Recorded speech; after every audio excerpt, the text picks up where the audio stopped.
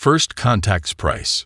Grand Admiral Vexthor stood motionless before the quantum display, his crystalline form refracting the soft light of distant stars. Around him, the bridge of the Zarin Empire's flagship, Eternal Dawn, hummed with activity as officers processed the impossible data before them. "Confirm these readings," he ordered, his voice resonating through the crystalline communication matrix that connected all Zarin crew members. "There must be an error in our long-range scanners." But Second Commander Zira knew better. Her crystalline fingers danced across the holographic interface, triple-checking the readings that had thrown their entire fleet into confusion. "Confirmed, Grand Admiral. The humans have somehow masked their technological signature for the past century. What we thought was a pre-FTL civilization has been operating quantum fold generators and zero-point energy systems across their entire solar system." The Grand Admiral's crystalline surface flickered with patterns of deep purple, a sign of profound disturbance in Zarin body language. For 3,000 years, the Zarin Empire had expanded across the galaxy, incorporating or subjugating every species they encountered. Their method was simple: observe developing civilizations, wait until they achieved basic spaceflight, then appear with overwhelming technological superiority to force submission. Earth should have been no different. Their observation posts had watched humans launch primitive chemical rockets, deploy basic satellites, and establish a small colony on their red neighbor planet. Everything indicated a species ripe for conquest. Until today. "Play the transmission again," Vexthor commanded. The quantum display shifted, showing the message that had arrived shortly after their fleet decloaked at the edge of the Sol system. A human appeared, unremarkable by most standards, lacking the crystalline beauty of the Zarin people. Yet something in those soft eyes made the Grand Admiral's structure vibrate with unease. "Greetings, Zarin Empire," the human began, speaking in perfect Imperial standard. "We've been expecting you for quite some time. Those observation posts you placed in the Kuiper Belt, we've been feeding them carefully curated data for the past 70 years. You see, we detected your first probe when it entered our system in 2089. Since then, we've been preparing." The human's lips curved into what Vexthor's xenopsychology training identified as a smile, but it contained no warmth. "Your empire's pattern is predictable. You watch, you wait, you strike. But humanity has always excelled at turning predictability into vulnerability." Second Commander Zira's voice cut through the Grand Admiral's thoughts. "Sir, we're detecting energy signatures, thousands of them, awakening throughout the system." The human in the recording continued. "Right now, you're probably noticing our defense grid coming online. Those aren't simple weapons platforms. They're quantum-linked autonomous combat systems. Each one is powered by zero-point energy and controlled by distributed AI networks that have spent decades running simulations of this exact moment." Streams of data began flooding the Eternal Dawn sensors. What had appeared to be debris fields around Earth's orbital lanes were transforming, revealing themselves as massive defense platforms. Asteroids in the belt between Mars and Jupiter were splitting open, unveiling shipyards and fleet anchorages that had been hidden in plain sight. "We could have revealed ourselves earlier," the human explained, "but we wanted to understand our enemy first. Every time you conquered a species, we learned. Every tactic you employed, we studied. Your empire taught us how to defeat it, one subjugation at a time." Vexthor watched as ships began emerging from the hidden facilities, vessels of configurations he'd never seen before, dragging themselves through space using principles that seemed to defy known physics. The human fleet moved with an organic fluidity that made his crystalline form ache with recognition. They weren't just advanced, they were innovative. "This is not a negotiation," the human continued. "This is not a threat. This is a courtesy notice. You have 1 standard hour to retreat beyond the heliopause. Any Zarin vessels remaining in our solar system after that time will be considered hostile and dealt with accordingly. We recommend you use this opportunity to reconsider your empire's policy on first contact." The message ended, leaving the bridge in silence, save for the constant stream of sensor data documenting humanity's awakening war machine. "Orders, sir?" Zyra asked, her crystalline surface pulsing with anxiety patterns. Vexthor considered his options. The Zaran Empire had never retreated, never shown weakness. But as he watched another wave of human ships emerge from their hidden docks, their hulls gleaming with technology that shouldn't exist, he realized that pride was a luxury he could no longer afford. "Signal the fleet," he commanded, his voice carrying the weight of 3,000 years of Imperial history. "We retreat, and prepare a quantum burst transmission to the Imperial Council. They need to know. Everything we thought we knew about humanity was wrong." As the Zaran fleet began their withdrawal, a final message arrived on their command frequency. "A word of advice, Grand Admiral. The galaxy is changing. The age of empires is ending. You can either change with it or be changed by it. The choice, for now, remains yours." The Eternal Dawn's quantum drives engaged, carrying the ship and its shaken crew into the safety of hyperspace. Behind them, Earth's solar system blazed with the light of a civilization that had hidden its true nature for decades, waiting for this exact moment to reveal that humanity had outgrown the role of prey and had no intention of becoming anyone's conquest. The silent stars. The Imperial Council chamber on Zaran Prime sparkled like a cave of living crystals. Hundreds of noble-caste Zarans filled the tiered seating, their bodies refracting light in patterns that revealed their emotional turmoil. At the chamber center, Grand Admiral Vexthor's report concluded with the sensor data from their retreat from Sol. High Chancellor Lysix, her ancient crystalline form glowing with deep crimson bands of anger, spoke first. "In 3 millennia of expansion, no Zaran fleet has ever retreated. Yet you chose to run from these soft-bodied primitives." "Chancellor," Vexthor responded, maintaining rigid control over his color patterns, "what we encountered was anything but primitive. The humans didn't just match our technology. They exceeded it in ways we barely understand." Before the Chancellor could respond, the chamber's emergency alert system activated. Urgent transmissions began flooding in from across Zaran space. First Commander Crix's voice cut through the chaos. Multiple incursions detected. Unknown vessels appearing simultaneously in 17 systems. The massive display screens surrounding the chamber activated, showing real-time footage from Zaran colonies and military installations. Small, sleek vessels of human design were appearing from nowhere, their drives leaving no quantum wake, their hulls absorbing scanning beams like black holes drinking light. "Impossible," someone whispered. "No species has ever breached our quantum detection grid." The human ships weren't attacking. Instead, they performed precise maneuvers through Zaran defense networks, demonstrating complete knowledge of blind spots and patrol patterns. Each vessel transmitted the same message on all frequencies. "Your empire's security is an illusion. We've been watching. We've been learning. We've been here all along." Strategic Director Merrick's, her form pulsing with analytical patterns, stepped forward. "Analysis suggests these are autonomous drones, controlled by advanced AI systems. But their behavior, it's unprecedented. They're not just avoiding our defenses, they're predicting them." As if to confirm her assessment, a human drone near the Centauri colonies executed a perfect defensive pattern against a Zaran patrol that hadn't even begun its attack run yet. The drone had reacted to the patrol's strategy before it was implemented. "They're not predicting," Vexthor realized, horror spreading through his crystalline matrix. "They're remembering. These AIs have run simulations of every possible encounter millions of times. They know what we're going to do before we do it." The chamber erupted in chaos as more reports flooded in. The human vessels were appearing in every major system of the Empire, always staying just beyond weapons range, always demonstrating their superior mobility and awareness. The psychological impact was devastating.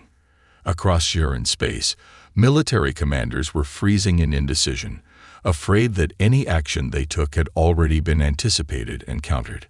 High Chancellor Lysix's voice cut through the panic. Launch the Imperial Reserve Fleet. We will crush these impudent creatures with overwhelming force.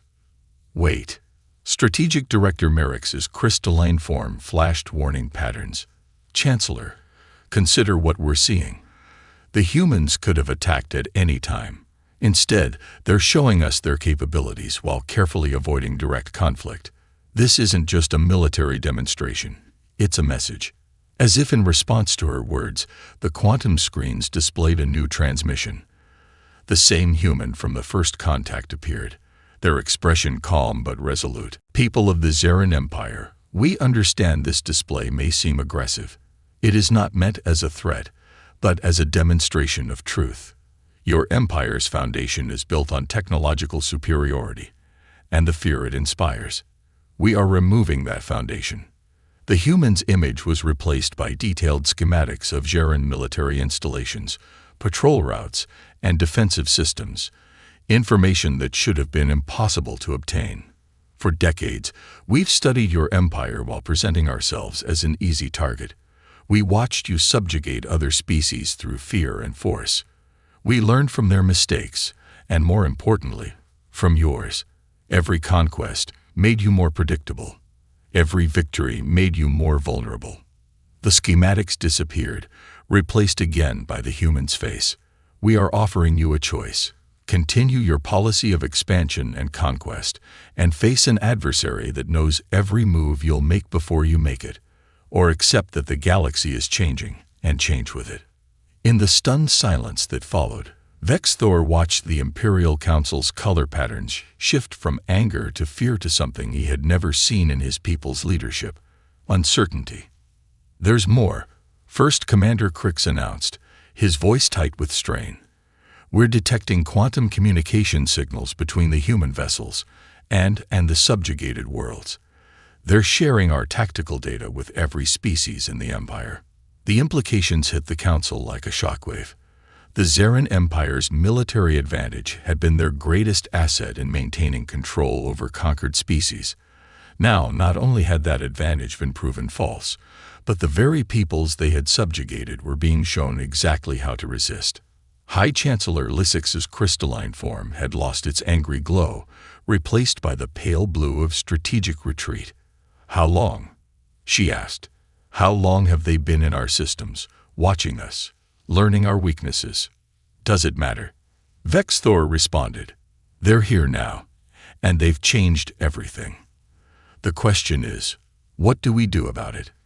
As if to punctuate his question, the human vessels across Zarin space began to move in perfect synchronization, executing maneuvers that demonstrated complete mastery of quantum space-time manipulation.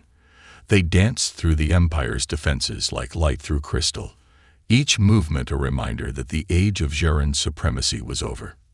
The silent stars watched as an empire built on fear faced its greatest challenge, learning to exist in a galaxy where it was no longer the strongest power. Walls of light. The Zarin warship Crystal Resonance emerged from quantum space at the edge of the Arcturus system, leading a fleet of 5,000 vessels. Supreme Commander Nixis, newly appointed after the High Council's emergency session, had conceived what she believed to be an unbeatable strategy. If the humans could predict conventional tactics, then she would embrace chaos. All ships initiate random combat protocols, she ordered, her crystalline form emanating confidence. No predetermined formations, no standard attack patterns. Let them try to predict pure chaos. The massive fleet scattered across the system like shattered glass, each ship's quantum drives generating unique signatures to confuse enemy tracking systems. Their target was humanity's first extrasolar colony, established on a rocky world orbiting Arcturus. Intelligence suggested it was lightly defended, housing only research facilities and civilian infrastructure. Supreme Commander, her tactical officer called out, we're detecting no human military presence in the system, only civilian vessels and research stations. Nixis's form pulsed with triumph. Finally, we've caught them unprepared. All ships, weapons free. Show these humans the price of humiliating our empire. The first shots never reached their targets. Instead, they struck what appeared to be empty space, creating ripples of light that spread like waves across an invisible ocean. The civilian vessels and research stations remained untouched, protected by defense systems that had been completely undetectable until the moment of attack. Fascinating approach. A human voice transmitted across all frequencies, using chaos to defeat prediction. Unfortunately, you're still thinking in terms of conventional spacetime. The ripples of light from the blocked attacks began to change, forming complex geometric patterns that spread throughout the system. Each intersection point began to glow with increasing intensity. You see, the human voice continued. While you were mastering faster than light travel, we were learning to manipulate the fundamental forces of reality. Those aren't shield generators protecting our colony. They're quantum field manipulators, and you just provided them with all the energy they needed. The tactical officer's warning came too late. Supreme Commander, the energy patterns, they're forming some kind of. The light ripples suddenly solidified into walls of pure energy, dividing the Zhuran fleet into isolated pockets. Ships that tried to quantum jump through the barriers found their drives completely neutralized, forced back into normal space. Your chaos strategy was clever, the human acknowledged. But predictability isn't your only weakness. You still think of space as something to travel through. We've learned to treat it as something to shape. From the research stations emerged what looked like maintenance drones, each trailing streams of quantum particles that interacted with the energy walls. Where the particles touched, space itself began to fold and twist. Supreme Commander, the tactical officer reported, his crystalline surface showing patterns of extreme distress. They're using our own weapon signatures to power a system-wide quantum architecture. We're being contained like specimens in a laboratory. Nixis watched in horror as her scattered fleet, meant to be too random to predict, instead became perfectly positioned for isolation and control. Each ship was now trapped in its own pocket of warped spacetime, unable to communicate with or assist the others. An interesting note about chaos, the human voice mused, is that it's actually quite predictable when viewed from a higher dimensional perspective. Your random movements created a perfect fractal pattern. We simply had to wait for you to position yourselves exactly where we needed you.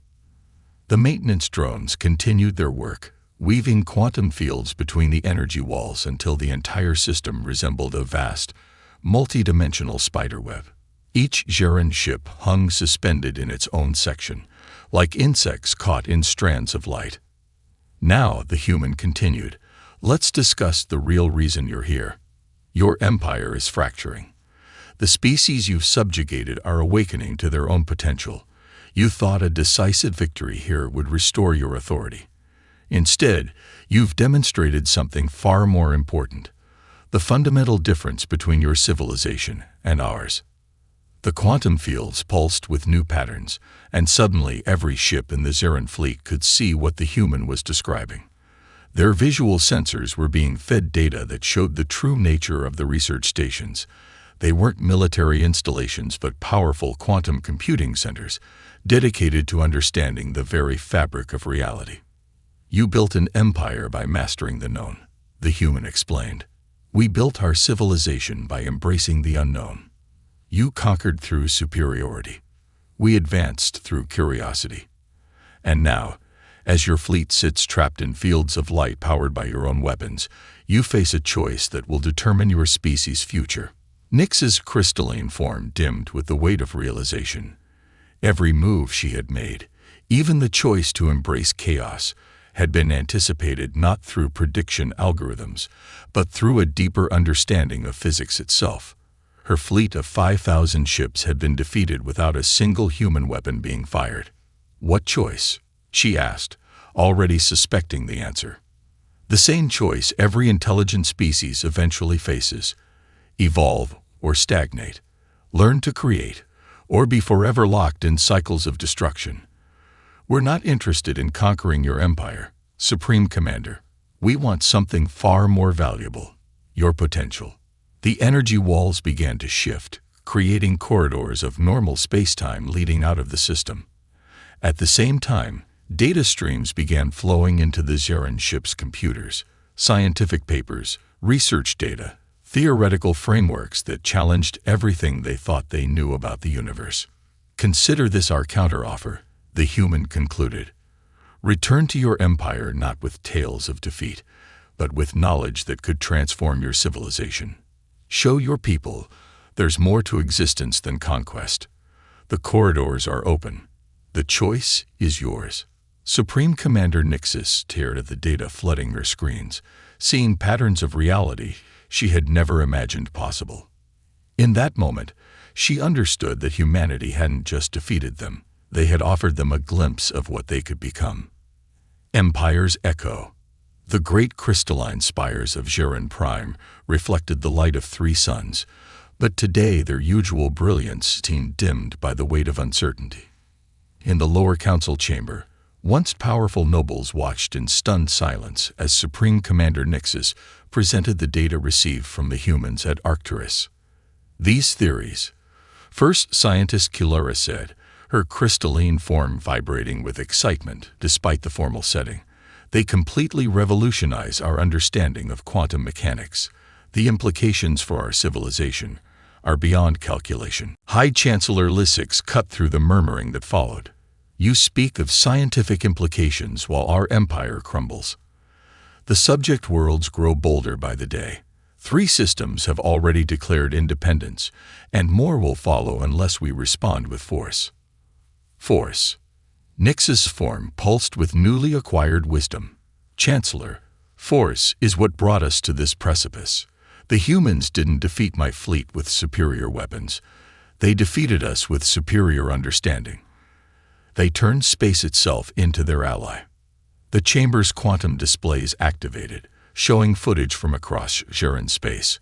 On a dozen worlds, former subject species were implementing human scientific principles, already achieving technological breakthroughs that had eluded the Empire for centuries.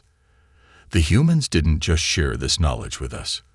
First scientist Kilora observed, "They've distributed it across the galaxy. Every species under our rule now has access to the same information. They're offering advancement to all." From the shadows of the chamber emerged Grand Admiral Vexthor, his crystalline surface now bearing the subtle patterns of deep contemplation. "Perhaps that is their true weapon against us. Not their technology, not their predictive capabilities, but their willingness to share knowledge freely." A new transmission cut through their deliberations. The quantum screens shifted to show scenes from the Centauri sector, where a Zeran battle group had attempted to suppress a rebellion on one of their oldest colony worlds. The rebels, however, weren't fighting back. Instead, they had erected quantum field barriers similar to those at Arcturus, simply containing the Zeran forces while continuing their peaceful declaration of independence. "Don't you see?" Nixis gestured at the displays. "The humans aren't destroying our empire. They're transforming it. Every species we subjugated is now capable of defending itself, but they're choosing not to seek revenge. They're following humanity's example." High Chancellor Lysix's form darkened with fury. "And what example is that?" "The destruction of everything we've built over 3,000 years. "No." A new voice echoed through the chamber. Ambassador Zena of the Quillari, one of the first species conquered by the Empire, stepped forward. Her avian form seemed to glow with inner light. "They're showing us a different path. My people were spacefaring before the Zeran found us. We had art, philosophy, science, all stripped away because they didn't serve the Empire's military needs."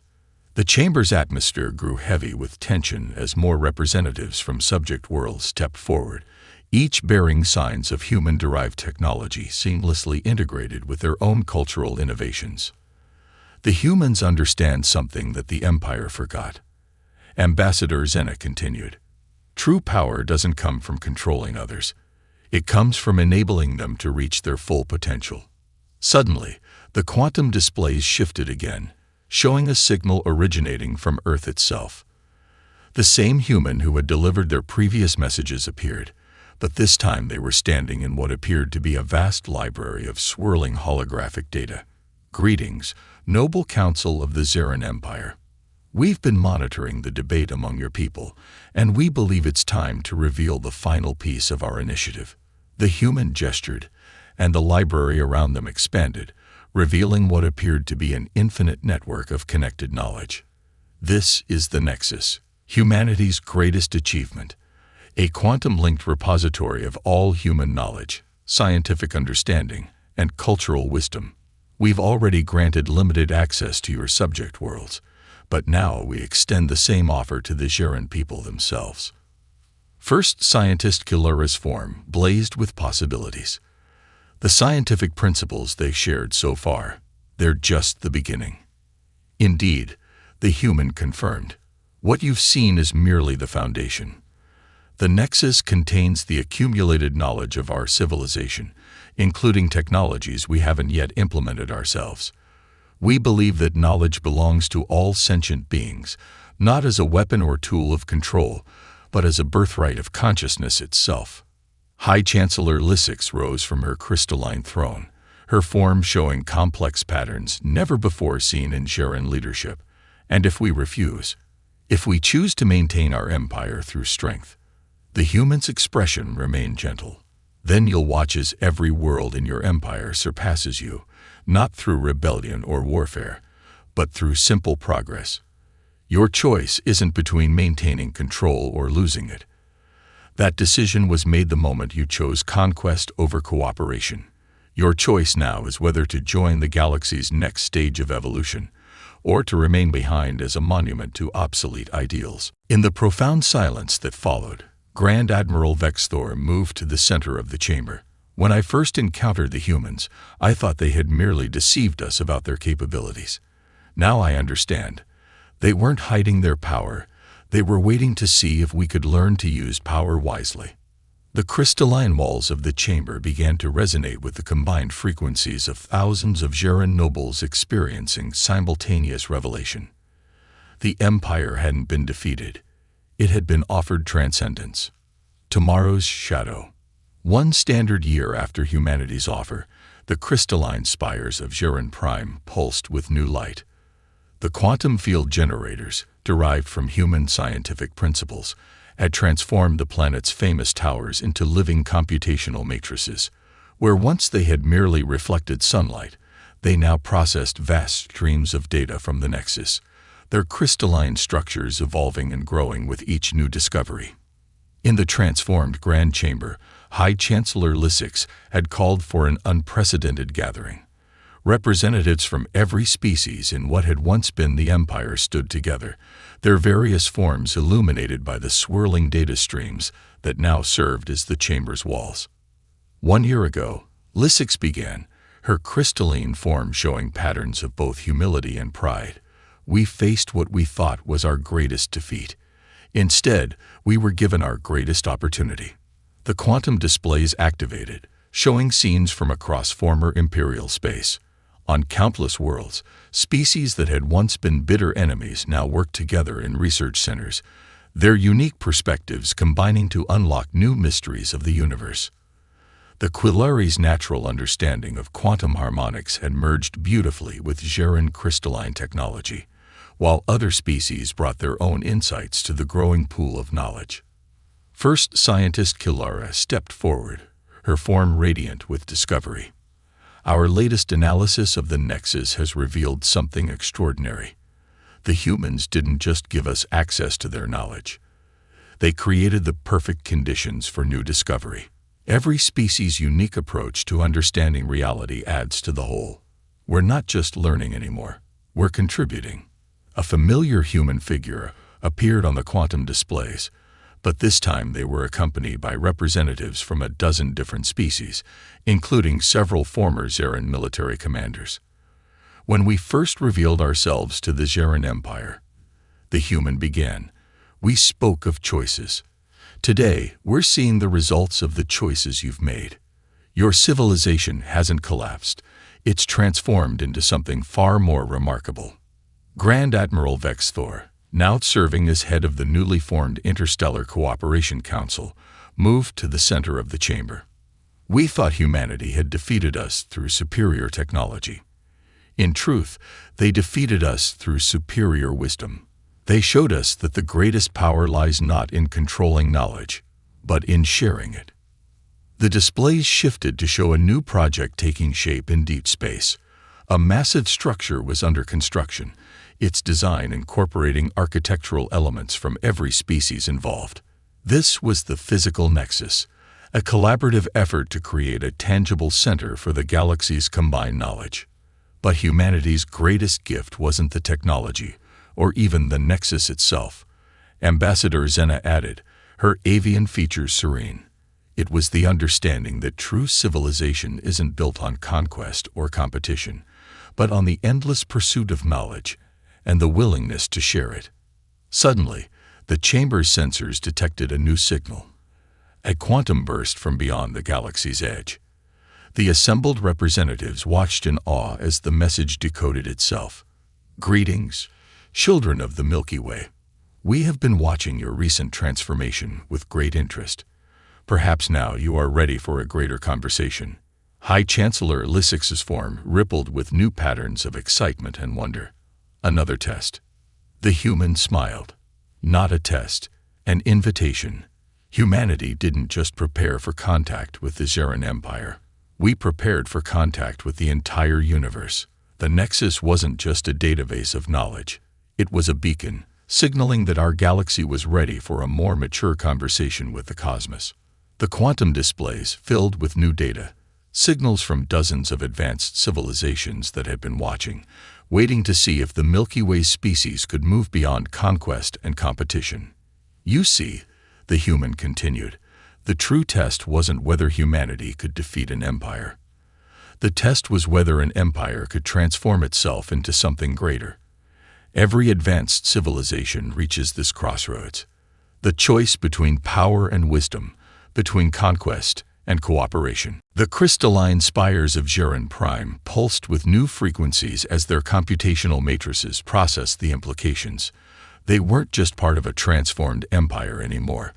They were part of a transformed galaxy, standing on the threshold of an even greater adventure.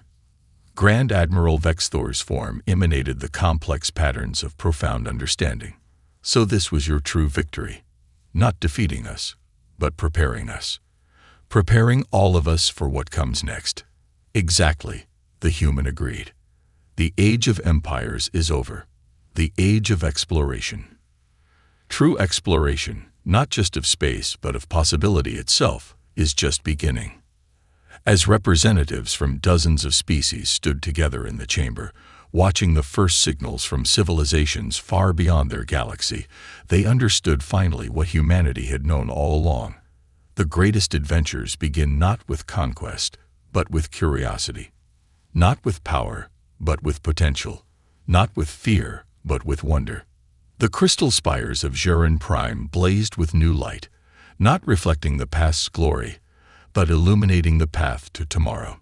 The empire was gone, but something far more precious had taken its place, a civilization ready to face the infinite with wisdom, unity, and an unquenchable thirst for understanding.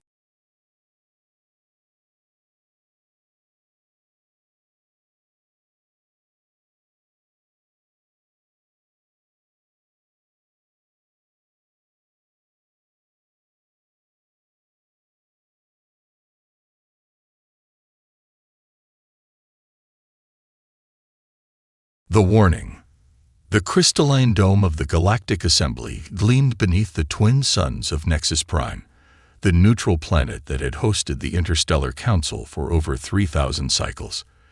Inside, representatives from 217 spacefaring civilizations gathered in concentric rings, their various forms, from the gelatinous Mern to the silicon-based Tecteri, creating a living tapestry of galactic diversity. At the center podium stood High Commander Voss of the Kelforan Empire, his scaled skin catching the light as he gestured toward the holographic display. The image showed a small blue-green planet in an unremarkable solar system at the edge of the Orion Arm. Earth, Voss announced, his voice amplified throughout the chamber. Their primitive species has managed to achieve faster-than-light travel only 30 cycles ago, yet they've already established colonies on 17 worlds outside their home system. He flicked a talon, and the display zoomed out to show red markers representing human settlements. Their expansion rate exceeds anything we've seen in the last millennium. Murmurs rippled through the assembly. Most species took centuries to establish even a handful of colonies after discovering FTL technology. The humans' rapid expansion was concerning, especially given their species' well-documented history of conflict. They've made contact with the Proxima Alliance and the Rigelian Consortium, Voss continued, establishing trade routes and exchange programs. Our intelligence suggests they're developing weapons technology at an alarming rate, adapting designs from multiple species and improving upon them. In the third ring, Ambassador Thela of the Araxian confluence rose, her luminescent tendrils pulsing with anxious light. The Araxians were one of the oldest species in the assembly, renowned for their wisdom and foresight. High Commander, I must caution against any aggressive action toward the human species, Thela said, her melodic voice carrying a note of genuine concern. My people have studied Earth's history extensively. These humans possess traits that make them uniquely dangerous when threatened. Voss flicked his tail dismissively. Ambassador, I respect the Araxian commitment to peace, but we cannot ignore a potential threat. The humans' history is exactly why we must contain them now, before they become unmanageable. Thela drifted closer to the center, her hovering platform gliding over the polished floor. It is not merely their capacity for violence that concerns me, Commander. It is their remarkable adaptability and resilience. In their brief planetary history, they have survived disasters that would have extinguished many of our civilizations. They thrive in environments ranging from Arctic tundra to scorching deserts. They've endured plagues, world wars, and near-extinction events. She gestured to the hologram, which now displayed various human habitats. Most importantly, they unify when faced with external threats. Their fractious nature disappears when confronted by a common enemy. I implore the Assembly, do not make humanity your enemy. A representative from the Sith Imperium, a militaristic species known for their strategic brilliance, rumbled his agreement. The Araxian speaks wisdom. Our simulation suggests that conventional intimidation tactics will backfire catastrophically with humans. They do not respond to shows of force as most rational species do. Voss's scales darkened in irritation. What would you have us do then? Allow them to expand unchecked. Their resource consumption alone threatens established trade routes. Several members have already filed formal complaints about human mining operations encroaching on their territories. Thela's tendrils rippled in a pattern that denoted careful consideration, diplomatic engagement, cultural exchange. The humans are eager to learn and share knowledge. They value reciprocity and respect. If we approach them as equals rather than subjects to be managed, we may find them valuable allies. The chamber erupted in divided opinions. Many of the older, established civilizations nodded in agreement with Thela, while the expansionist powers aligned with Voss's perspective. The debate raged for hours, with data and historical precedents presented from both sides. Finally, first speaker Narkosh of the Assembly rose, silencing the chamber with a single gesture. We have heard compelling arguments from both perspectives. The Assembly must balance caution with security. Therefore, we will issue a directive to humanity, establishing clear boundaries for their expansion and requiring approval for further colonization efforts. This is not a punitive measure, but a standard protocol for emerging spacefaring civilizations. Thela's light dimmed noticeably. First speaker, such directives have traditionally been issued to species with demonstrated aggression toward their neighbors. Humanity has engaged only in peaceful exploration and trade thus far. Nevertheless, Narkosh replied, the Assembly has voted. A delegation will deliver our terms to the human government within the next cycle. This session is adjourned. As the representatives filed out, Thela approached Voss directly. You are making a grave mistake, Commander. If you attempt to restrict humans by force, you will provoke a response you are unprepared for. Voss's mouth twisted into what passed for a smile among his kind. Your species has grown soft, Ambassador. Sometimes a show of force is necessary to establish proper hierarchy. The humans will learn their place in the galactic order, as all species eventually do. I hope you remember this conversation. Thela replied quietly. When the consequences of your arrogance become apparent. Commander Sarah Chen stood on the observation deck of the EDF Intrepid, Earth Defense Force's newest Horizon-class battlecruiser. Through the reinforced viewport, she watched as a fleet of ships with unfamiliar configurations dropped out of FTL at the edge of the Sol system. Tactical assessment, she ordered, her voice calm despite the unexpected arrival. Lieutenant Commander Jackson consulted his display. 27 vessels of various classes. Energy signatures suggest weapons capabilities far beyond our own. They're maintaining position just beyond Mars orbit. We're receiving a transmission. They're identifying themselves as representatives of something called the Galactic Assembly. Chen raised an eyebrow. In the 3 decades since humanity had achieved faster-than-light travel, they'd encountered only a handful of alien civilizations, all relatively amenable to trade and cultural exchange. None had mentioned any sort of galactic governing body. "Open a channel," she said, "and alert USC headquarters. I want the diplomatic corps on standby." The main screen flickered to life, revealing a reptilian being with iridescent scales and vertical pupils. "I am High Commander Voss of the Galactic Assembly Enforcement Division. I come bearing a directive for your species. Your rapid expansion has caused concern among established members of the Assembly. Effective immediately, human colonization efforts will cease pending review by the Assembly Council." Chen maintained a neutral expression, though she felt her pulse quicken. "Commander Voss, I am Commander Sarah Chen of the Earth Defense Force. I'm not authorized to accept political directives from unknown entities. I would request time to consult with our leadership and establish diplomatic protocols for this interaction." Voss's eyes narrowed. "This is not a negotiation, Commander. The directive has been issued by unanimous vote of the Assembly. Your compliance is expected, not requested. To ensure adherence, we will be establishing monitoring stations at key points throughout your territory." Chen's tactical officer signaled her silently. The alien vessels were deploying smaller craft, heading toward Earth's moon and the jump points near Jupiter. "Commander Voss," Chen said carefully, "deploying unauthorized structures in sovereign human space could be interpreted as a hostile action. I strongly urge you to halt these operations until our governments can establish formal relations. Your species does not yet understand its position in the galactic hierarchy," Voss replied dismissively. "This demonstration will clarify matters. Any interference with Assembly operations will be met with appropriate force." The communication ended abruptly. Chen turned to her bridge crew, their faces tense but determined. "Battle stations," she ordered. "Alert all Earth Defense Force vessels in the system. Inform the colonies to implement Protocol Aegis." She paused, then added, "And get me a direct line to Admiral Yamamoto. Tell him we have a Code Prometheus situation." As the alarm klaxons sounded throughout the ship, Chen thought of the historical parallels.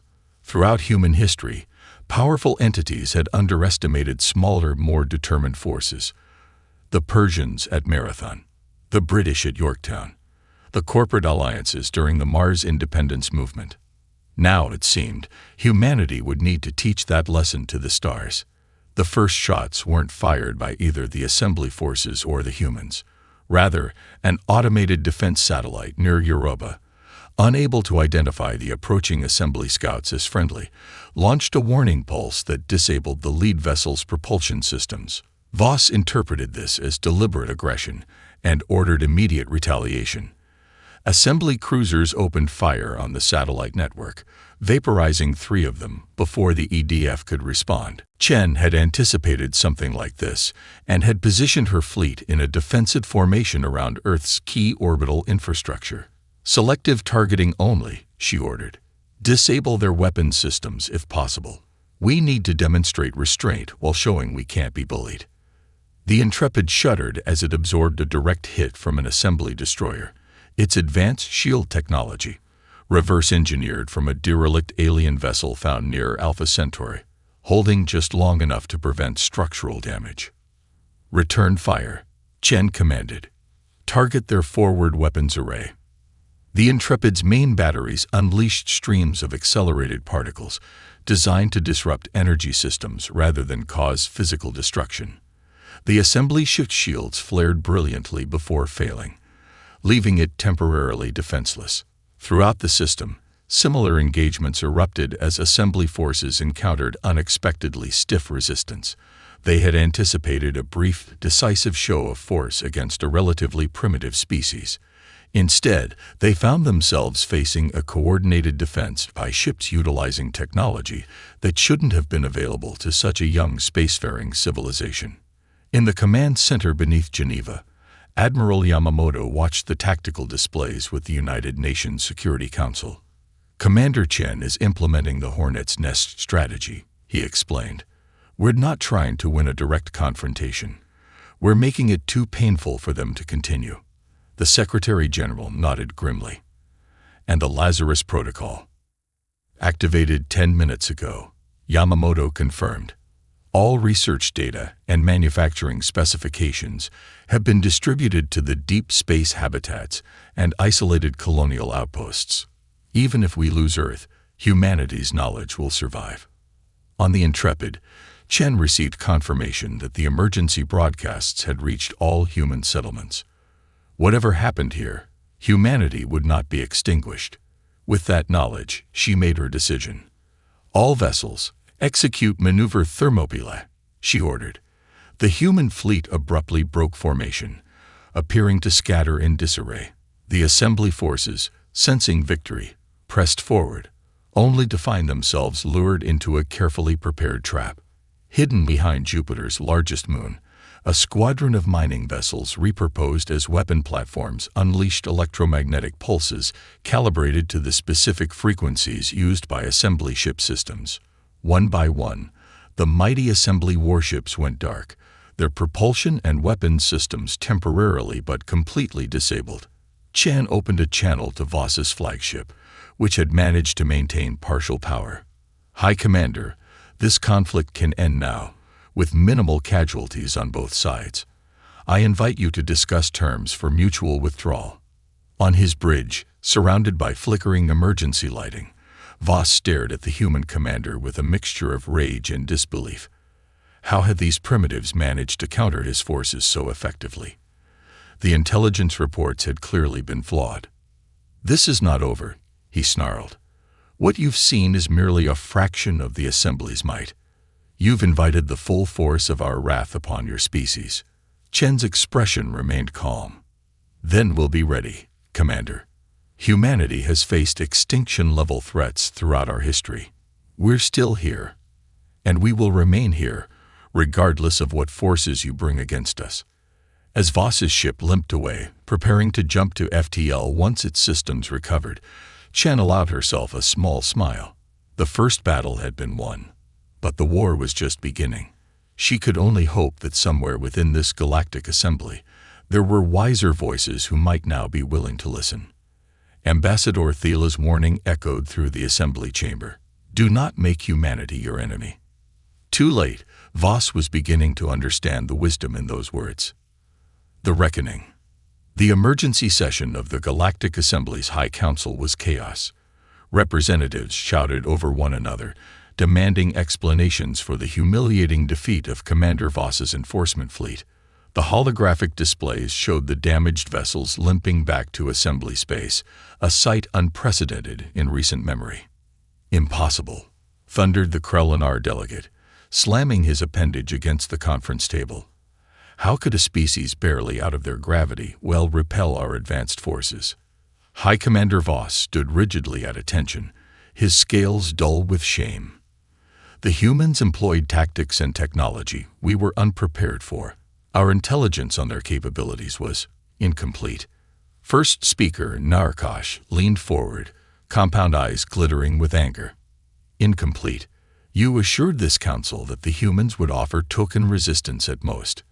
Instead, we have 23 damaged vessels, and 16 confirmed casualties. From her position in the observer's gallery, Ambassador Thela watched silently, her luminescent tendrils pulsing with a pattern that, among her kind, signified grim validation. She had warned them, after all. Voss's tail twitched with barely suppressed rage. The humans should not have been able to coordinate their defense so effectively. They used electromagnetic pulse weapons calibrated specifically to our shield frequencies, technology they should not possess. I suspect outside interference. Thela could remain silent no longer. She glided forward, addressing the council directly. There was no outside interference, Commander. You simply underestimated humanity's capacity for innovation and adaptation. I studied their history extensively. When faced with technologically superior adversaries throughout their development, humans have consistently found ways to neutralize their enemies' advantages. She gestured to the holographic display, which now showed footage from the battle. Notice their tactics. They did not attempt to match our firepower directly. Instead, they focused on disabling rather than destroying our vessels, minimizing loss of life while demonstrating their defensive capabilities. Narkosh turned his attention to Thela. You advised against this action from the beginning, Ambassador. What would you recommend now? Diplomacy, Thela replied without hesitation. Approach the humans with respect, not demands. Invite them to send representatives to the assembly. Learn from them, as they wish to learn from us. Voss hissed in derision. Capitulation, you mean? The assembly has never backed down from enforcing its directives. If we show weakness now, other species will question our authority. The chamber erupted once more into heated debate. Eventually, first speaker Narkosh raised his appendages for silence. We will take a middle path. Ambassador Thela will lead a diplomatic delegation to open communications with the humans. Meanwhile, Commander Voss will prepare a more substantial force, should diplomacy fail. The assembly will not seek conflict, but neither will we shrink from it if necessary.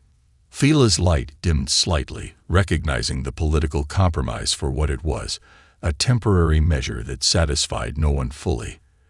As the council adjourned, Voss approached her privately. This delay merely gives me time to assemble a proper response, he said quietly. When your diplomatic mission fails, and it will fail, I will demonstrate what happens to species that defy the assembly. Thela regarded him steadily. For all our sakes, Commander, I hope you reconsider this path. The humans are not like the others you have subjugated. They do not fear as you expect them to. They unite in the face of threats, and they are dangerously, brilliantly creative. Voss turned away without responding, his course already set. Thela could only hope that her diplomatic mission would succeed before the commander's pride doomed them all. On Earth, the aftermath of the battle had transformed human society overnight. News of the encounter spread rapidly, uniting formerly adversarial nations under the banner of planetary defense. Ancient rivalries seemed suddenly petty in the face of a potential extraterrestrial threat. In the orbital headquarters of the United Earth Defense Force, Commander Sarah Chen reviewed the after-action reports with Admiral Yamamoto and the newly formed Extraterrestrial Security Council. The electromagnetic disruptors were effective, but they've certainly adapted by now. Chen noted, we won't catch them with the same trick twice. Dr. Ananya Patel, head of the Reverse Engineering Division, nodded in agreement. Based on the scan data we collected during the engagement, their ships use a form of energy modulation we haven't encountered before. It's elegant, actually, highly efficient but vulnerable to precisely targeted disruptions. Admiral Yamamoto leaned forward. The question is, do we prepare for war or peace? Our long-range sensors have detected significant movement near the borders of what we now know is assembly space. They could be assembling a larger force. The Secretary General of the United Nations, who had joined the meeting virtually, cleared her throat. We've received a transmission from someone claiming to be Ambassador Thela of the Araxian Confluence. She's requesting permission to enter our system with a diplomatic delegation to discuss peaceful resolution. Chen exchanged glances with Yamamoto. It could be genuine, or it could be a diversion while they position their military assets. Either way, the Secretary General replied, "We should hear what they have to say." Meanwhile, we continue preparations for all contingencies. Dr. Patil activated a holographic display showing new ship designs. The data we collected from the encounter has allowed us to make significant improvements to our defensive systems. And there's something else. She hesitated before continuing. We've been analyzing the quantum communication technology salvaged from that derelict vessel near Alpha Centauri. We believe we can adapt it to create a system-wide defensive network that would give us significant advantages. Chen studied the designs with growing interest. How soon can we implement this? The prototype is ready for testing, Patil replied. But full deployment would take weeks, maybe months. Yamamoto's expression was grim. Let's hope Ambassador Thila's diplomatic mission buys us that time. Ambassador Thila's diplomatic vessel entered the Sol system under strict protocols established by Earth's defense forces. She was permitted a small escort of 3 ships, all required to power down weapons systems before crossing the designated boundary near Neptune's orbit. As her ship approached Earth orbit, Thila observed the planet through the vessel's viewing portal. Despite all her research, seeing the birthplace of humanity with her own senses was a profound experience. The swirling blue-green world, wrapped in its thin atmosphere, seemed simultaneously fragile and vibrant, much like the species it had produced. The diplomatic conference was held in the neutral location of the lunar colony Armstrong, with representatives from Earth's major powers present. Thela noticed immediately how the humans presented a unified front despite their different attire and physical characteristics, a stark contrast to their historical divisions. Secretary General Diallo opened the proceedings with formal greetings, which Thela returned according to human diplomatic protocols she had studied extensively. Then she came directly to the point. People of Earth, I come representing not only the Araxian confluence, but also those within the Galactic Assembly who seek peaceful coexistence rather than conflict. I must be frank.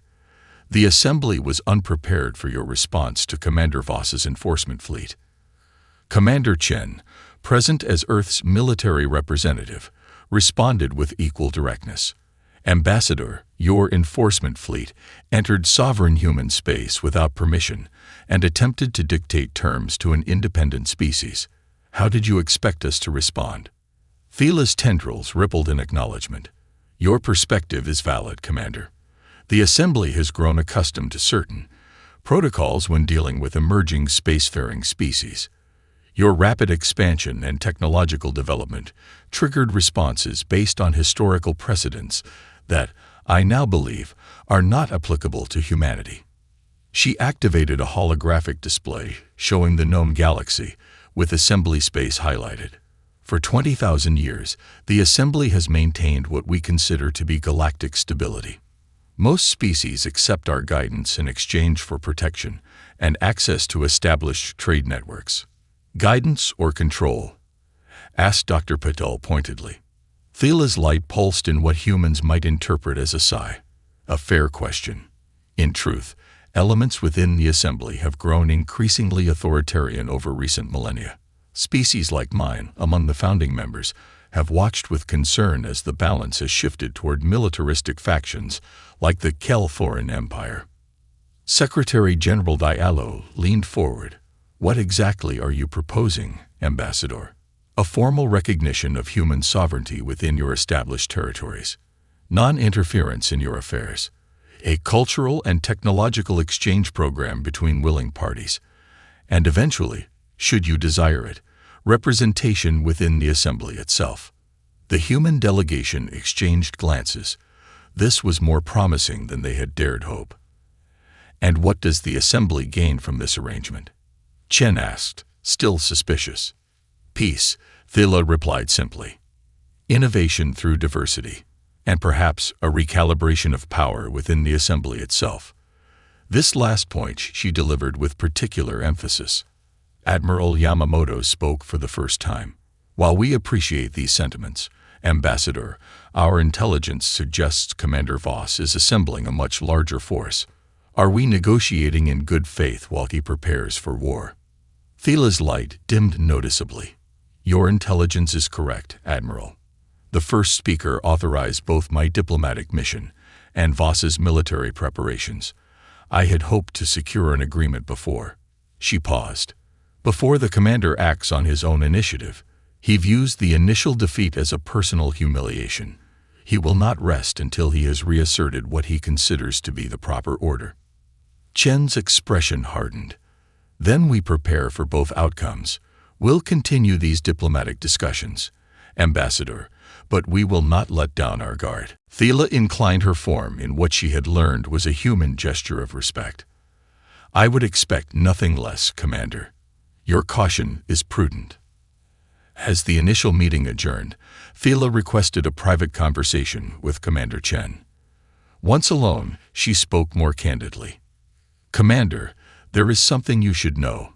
Voss's new fleet incorporates technology specifically designed to counter the defenses you demonstrated in the previous encounter. He has studied your tactics extensively. Chen's expression revealed nothing. Thank you for the information, Ambassador.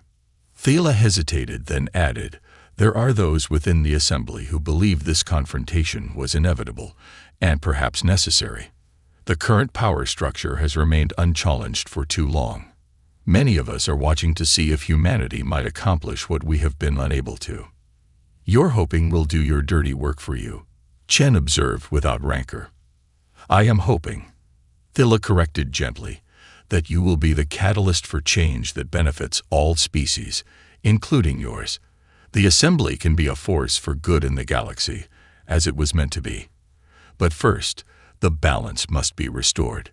3 Earth weeks later, the sensors at the edge of the Sol system detected a massive energy signature, Voss's Armada dropping out of FTL.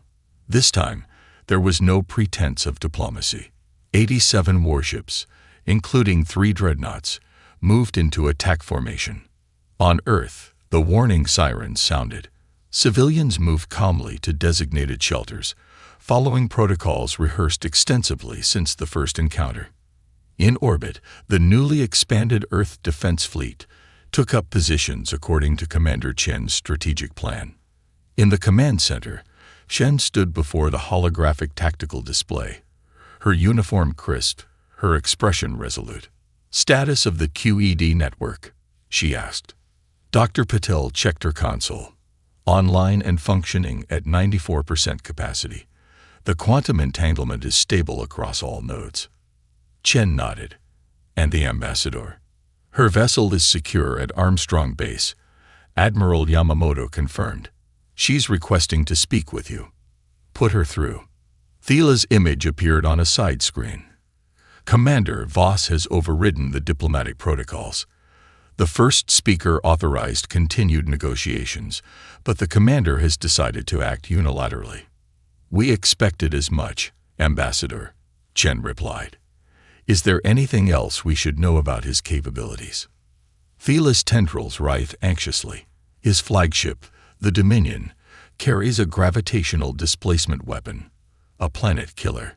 It was developed as a deterrent, never to be used. That he's brought it suggests he's prepared to go to extremes. Chen's expression remained steady despite the grave news. Thank you, Ambassador. Please remain at Armstrong Base for your safety. As Thiela's image faded, Chen turned to her staff. Implement Prometheus Protocol. All ships, prepare for engagement. In space, Voss's Armada approached with overwhelming confidence. Their sensors showed the human defense fleet, impressive by the standards of an emerging species, but hopelessly outmatched by the Assembly's might. The humans have had time to prepare, Voss's second-in-command observed. Their formations are different from our previous encounter. Voss dismissed the concern with a flick of his tail. They're adaptable, but primitive. Our new shield modulation will render their electromagnetic weapons useless. This time, there will be no surprises. His communications officer announced, Commander, we're receiving a transmission from the human fleet. Put it through, Voss ordered, anticipating pleas for mercy. Instead, Commander Chen's face appeared, her expression not fearful, but almost pitying. Commander Voss, this is your final opportunity to withdraw from Earth space and pursue diplomatic solutions. Voss leaned forward, scales glinting in the artificial light. Your species had its chance to accept its proper place, human. Your defiance ends today. Chen nodded, as if his response confirmed something. You were warned, Commander, not just by us, but by your own people. She glanced to the side. Execute Athena protocol. The transmission ended, and Voss barked orders to begin the attack. But before his fleet could fire, something unprecedented happened. Throughout the Sol system, previously invisible nodes of the quantum entanglement defense network activated simultaneously. Earth's scientists had adapted the alien technology in ways its creators never imagined, creating a system that could manipulate the quantum state of matter within a defined field. Around each assembly vessel, space itself seemed to shudder. Weapon systems went offline, propulsion failed, and communication channels dissolved into static. Voss stared in disbelief as his mighty armada drifted helplessly. What is this? Report. His science officer worked frantically at her station. Unknown technology, Commander.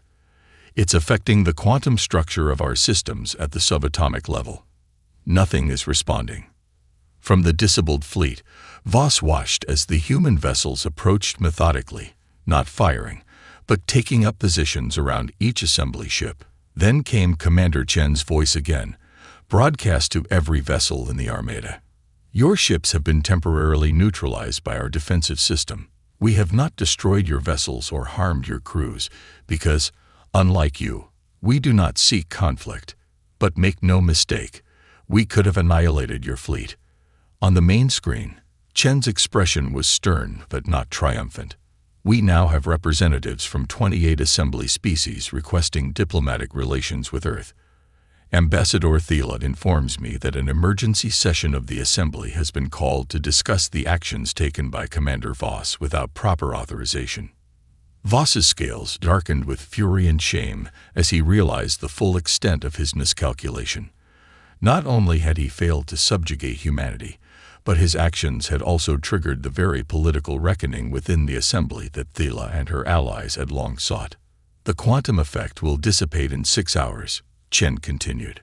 By then, Assembly peacekeepers not under your command will arrive to escort your fleet home. Earth will be sending its own delegation to the Assembly to discuss our formal recognition and the establishment of equitable relations. She paused, then added, I suggest you use this time to reflect, Commander, on the wisdom of Ambassador Thiele's words. Do not make humanity your enemy. As the transmission ended, Voss slumped in his command chair, defeated not by superior firepower, but by innovation, adaptability, and an approach to conflict he had never considered, winning without destroying. 6 months later, the Galactic Assembly convened in its grand chamber to formally welcome the first human delegation. The political landscape had shifted dramatically following what was now called the Sol Incident. The militaristic factions had lost influence, while those advocating for cooperative relations and cultural exchange had gained prominence. Ambassador Thiele, newly appointed as first speaker following Narkosh's resignation, welcomed Commander Chen, now Admiral Chen, and Secretary General Diallo to the podium. Today marks a new chapter in the history of our galaxy, Thiele announced, her light pulsing with genuine warmth. Humanity has reminded us of values the Assembly was founded upon, but had begun to forget: innovation, adaptation, and the strength that comes from unity in diversity. Admiral Chen surveyed the vast chamber, noting the curious and respectful gazes of hundreds of alien species. On behalf of Earth and all human colonies, we are honored to join this ancient body. We come not as conquerors or subjects, but as partners in the ongoing project of galactic civilization. She paused, meeting the gaze of a humbled Voss, who now served in a diminished capacity within the Assembly's diplomatic corps. History has taught humanity that true strength lies not in domination, but in collaboration. Not in fear, but in mutual respect. We hope to both learn from and contribute to the collective wisdom represented here. As formal protocols were observed and treaties signed, Thela spoke privately to Chen. "You know, Admiral, there were many who believed I betrayed the assembly by warning you of Voss's intentions. They failed to understand that I was actually saving it from itself." Chen smiled. Sometimes the best friends are those willing to tell hard truths. Humanity learned that lesson through millennia of conflict and cooperation. It seems the assembly needed a reminder. Thela's tendrils formed a pattern that Chen had come to recognize as amusement. Perhaps the next time someone warns the council not to provoke a species, they'll listen. "Let's hope," Chen replied, watching as human diplomats mingled with representatives from across the galaxy, that the lesson sticks this time. In the vast chamber, ancient rivals and new allies engaged in conversation, exchange, and the messy, vital process of building understanding across the gulfs of biology, history, and culture. It wasn't perfect. Nothing involving sentient beings ever was, but it was a beginning. And humanity, the species that had been predicted to either destroy itself or be contained by greater powers, had instead found its place among the stars, not through conquest or submission, but by demonstrating that true strength comes in many forms, and the most powerful isn't always the most obvious.